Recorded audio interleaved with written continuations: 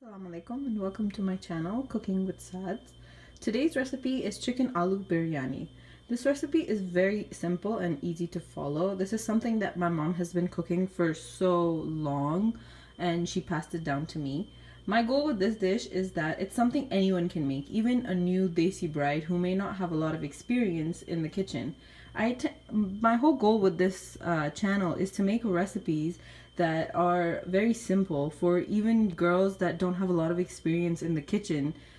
They can make it, and I'm hoping this recipe is going to be very simple and very easy for all of my Desi girls out there who don't cook very often or who are not that experienced in the kitchen. So I hope you guys like this recipe and definitely try it out. Let's get started. Ingredients that you're going to need. So I took about 1 pound of chicken. That's about like maybe 3 leg pieces, and I cut the drumsticks and the thigh pieces separately. And I also made these deep cuts in the chicken, and this is because it allows the flavor of the masala to go into the chicken and it tastes really yummy. And coming down to onion and tomatoes, I had a very large onion, so I used only half of an onion. And if you have a medium-sized onion, you can take 1 onion. And I took 1 large tomato. I took 2 medium-sized potatoes, and I'm using about 1/4 of a cup of vegetable oil. And this is about 1 big tablespoon of yogurt, which I mixed really well because you don't want any clumps in the yogurt. That definitely affects the biryani. And this is about 3 tablespoons of lemon juice. This right here, I made a paste of ginger, garlic, and green chilies. So I took 2 green chilies, 4 garlic cloves, and a piece of ginger. And I basically put it in the blender and I mixed it up, made a paste for myself. You can use ginger garlic paste as well, but I find that the taste is much better with like using actual ginger garlic, fresh ginger garlic, and green chilies. Coming to the masala, this is very simple and it doesn't require a lot of masalas. I made it very simple so that anyone can do it rather than looking for all of the masalas and struggling to understand the quantities. I made it very simple. So this is the teaspoon I used. So I took 1 teaspoon of red chili powder, 1 teaspoon of zira or cumin seeds, and I roasted this in a pan for a little bit just so it changed color and it turned into like a nice light brown. And this is National Bombay Biryani Masala, which is right here. I'm using this. And I took about 2.5 tablespoons of the Bombay Biryani Masala. And I didn't take out the salt yet, but I will be adding the salt later on, and I'll let you know the quantities as we go. And last but not least, we need the food coloring, and I'm using a deep orange food coloring. Okay, those are the ingredients for cooking the chicken. On this side, I'm using Sitara traditional basmati rice, and I'm using the measurement of this cup. So I took about 1.5 cups of this basmati rice. I haven't washed it yet, but once we get to the rice part of the recipe, then we'll talk about the rice in more detail. Just added the onions, and we're going to fry it until it's a nice golden brown color.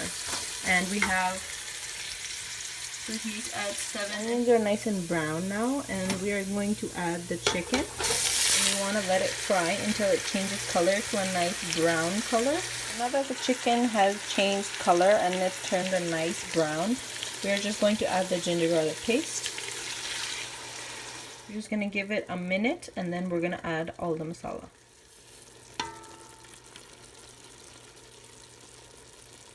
So I've fried the chicken in the masala for about 2 minutes now, and we're going to add the tomatoes.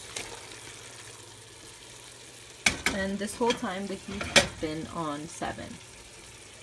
I'm also going to add about half of the lemon juice that we had poured out. We're going to use the other half in a bit later on. We want to cook the chicken with the tomatoes in it, so we're just going to put the lid on it so it cooks in the steam. And we're going to lower the heat to 6, and we're going to check on it after 5 to 8 minutes. After 8 minutes, we're just going to check on the chicken. The trick to make the chicken very tasty is every time you check on the chicken, you want to flip it on its side. So flip it so that all sides of the chicken get cooked very well. Just like that. Flip it.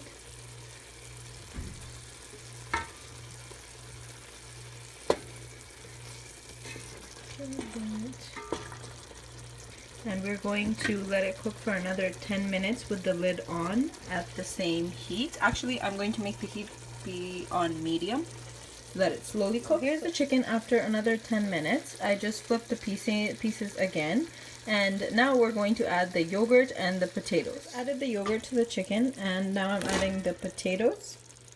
So mixing everything, we're going to put the lid back on it and let it cook at medium for another 8 minutes. While the chicken is cooking, we're just going to wash the rice. I'm washing it with lukewarm water, so not cold or not warm, just right in the middle. And I just want to wash the rice.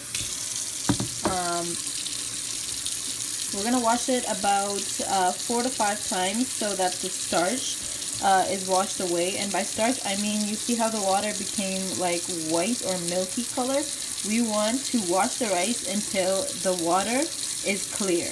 There's no white, milky appearance of the rice. So we're just going to spill the water and we're going to wash it another 4 times. Wash the rice about 5 times until the water became clear. I drained all the water out of it and I'm setting the rice to the side until we have to boil it. Checking up on the chicken after 8 minutes. The potatoes are not fully cooked yet. They're still pretty hard. So we're going to put the lid back on and cook the alus for about another 5 to 8 minutes. And I did flip the chicken one more time so that each side, again, they're getting fried. So just put the lid back on and we're going to check back after 8 minutes. And we can see that the oil has separated from the masala and it looks super yummy. That means the dish is practically ready. You just have to taste, you just have to check the alus if they're nice and soft, which, oh, they're perfect. They're partially soft, and that means that we can cook the rest on them. But this is perfect. This is where we basically are going to turn off the heat, and I'm just going to give it one little movement, just mixing it up a bit. And a little trick here that I'm going to do now is basically I'm going to remove the excess oil that you can see on the sides, and I'm just going to remove that oil and put it in a little container. We're going to use this later when we are putting the rice on top of the chicken. I just separated that oil from the masala, and you want to make sure that your chicken aloo masala is very dry, because when you put the rice on top, if it's very liquidy, the rice is going to get mushy. Hot, and I filled it up halfway with water, and I put the heat on maximum so that I bring the water to a boil. And I'm going to add about half a teaspoon of salt into the water. And we're just going to wait for it to come to a boil, and then we're going to add the rice that we had washed. The water has come to a boil, and we're going to add the rice slowly.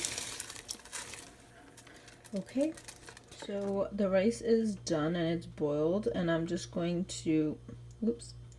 So you want to basically take it out when you press on it, and it becomes like, you can press on it and it's half cooked, like that part is cooked. Also, I'm just going to just pour it all over on top. Okay, we're not going to make layers. This is just one layer of rice. And now we are going to make the food coloring and just pour that on top. I'm going to take that deep orange food coloring. I'm going to take like a little pinch. That's a bit more, just a small pinch. And I'm going to add it to half of the lemon juice that we had left. In the beginning we only added half to the chicken, and this is the remaining half, so I just added that to it.